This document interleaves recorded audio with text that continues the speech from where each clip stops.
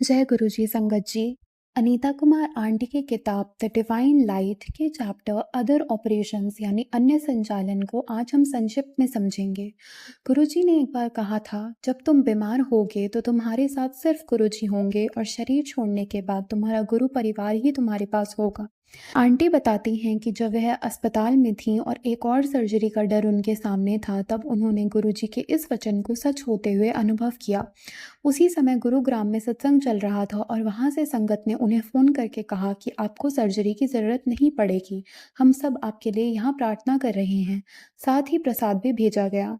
शाम को जब एमआरआई और सीटी स्कैन के लिए ले जाया गया तो आंटी को बहुत डर लग रहा था, लेकिन उनकी बहन ने उनका सिर थाम ही रखा और तब उनके हाथों से गुरुजी की दिव्य खुशबू आने लगी। उसी पल गुरुजी ने आंटी से टेलीपैथी में कहा, ये बस तुम्हारे लिए एक जागने का संदेश है।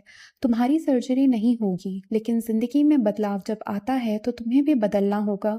सिर्फ अच्छा बनना काफी नहीं, अच्छा करना भी जरूरी है। तुम शिकायतें ज्यादा करती हो, ध्यान कम करती हो, शिव पुराण नहीं पढ़ती और फिर उम्मीद करती हो कि मैं सब कर दूं। अब ये आखिरी चेतावनी है। बदलो, मेरे नाम से जुड़ो और फिर बाकी सब सही समय पर अपने आप होगा।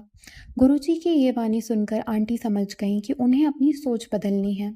अगले दिन डॉक्टर खुद हैरान थे कि रिपोर्ट बिल्कुल ठीक है और उन्होंने कहा भी कि कोई ऊंची शक्ति आपको बचा रही है। आंटी जानती थी कि वह गुरुजी की कृपा थी। इसके बाद गुरुजी ने रोहित कपूर अंकल के जरिए भी आंटी को संदेश दिया कि अपने लिखने की कला का उपयोग गुरुजी के लिए किया जाए, और तभी उन्होंने कैलीग्राफी से गुरुजी के चित्र बनाने शुरू किए जो संगत में बंटने लगे। आगे चलकर गुरुजी की प्रेरणा से उनकी किताब भी प्रकाशित हुई और कई सत्संग भी हुए। आंटी लिखती हैं कि अस्पताल से लेकर किताब छपने तक हर पल गुरुजी ने ही उनकी गाड़ी चलाई।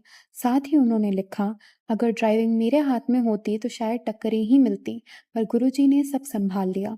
संगत जी, हमारी जिंदगी में जो कुछ होता है गुरुजी की मर्जी से ही होता है।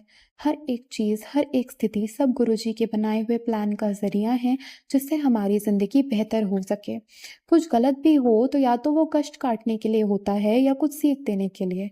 इससे बेहतर यही है कि ऐसे समय में गुरुजी से नाराज होकर उन पर अविश्वास दिखाने की जगह हम सच्चे दिल से उनसे प्रार्थना करें और उन्हें याद रखें। तब आपको पता भी नहीं चलेगा कि ये दुख की घड़ी कब बीत गई। कर किरपा मेहरा दे साइयां, कर दुखां दियां जंजीरां नूं, सानू पता बदल तू सकदा है, साडे हत्थां दियां लकीरां नूं। जय गुरु जी।